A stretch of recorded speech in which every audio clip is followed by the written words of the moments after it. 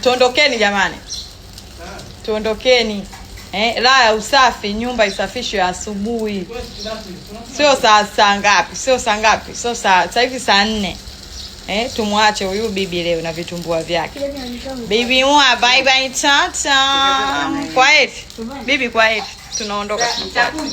Utakuja Haya. Ukimaliza kuchoma vitumbua? Sawa. Ngoja sisi twende. Lakini saa 11 ndo tusharudi.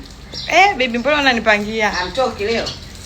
Wangu leo niko Madale nasafisha nyumba, tunatoa vitu pia na pia kwa ajili ya kugawa vitu. Unaambiwa kizuri kula na wenzio.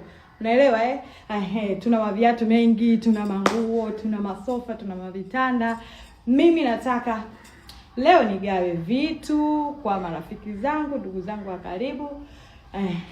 Kwa ajili nyumba hii naipangisha. Kwa nini napangisha? Kwa sababu nyumba ni kubwa sana, imenishinda jamani. Kuna muda mimi naweza nikawa nimelala, najiitisha mwenyewe. Nyumba ina vyumba 4, ina sitting room 2, ina kila kitu, lakini sasa nikikaa mwenyewe kuna muda najiogopesha. Kuna muda najiitisha mwenyewe jamani. Kwa hiyo nimeamua niipangishe kwa sababu kwanza nasafiri sana.